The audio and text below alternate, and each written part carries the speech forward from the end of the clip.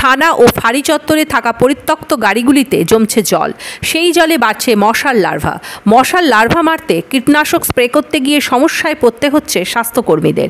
দুর্গাপুর নগর নিগমে সম্প্রতি স্বাস্থ্য দপ্তরের বৈঠকে এমনই অভিযোগ তুলেছেন এক স্বাস্থ্যকর্মী। রবিবার দুর্গাপুর থানায় সাফাই অভিযান হয়। পরিত্যক্ত গাড়ি, বাইক সরিয়ে ফেলা হয়। এসিপি দুর্গাপুর সুবীর রায় জানান, শহরের সব থানা ফাঁড়িতে সাফাই অভিযান চলছে।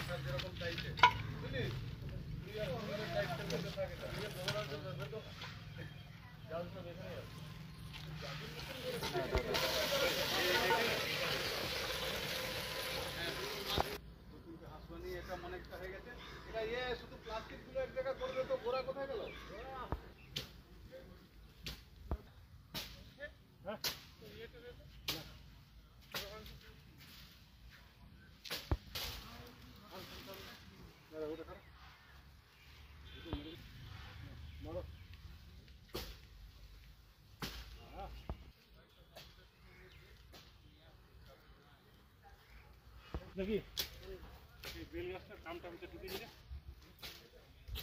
কেমন হচ্ছে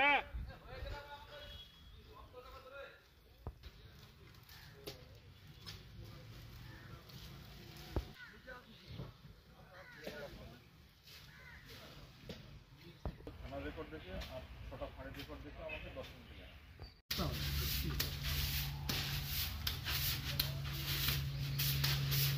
না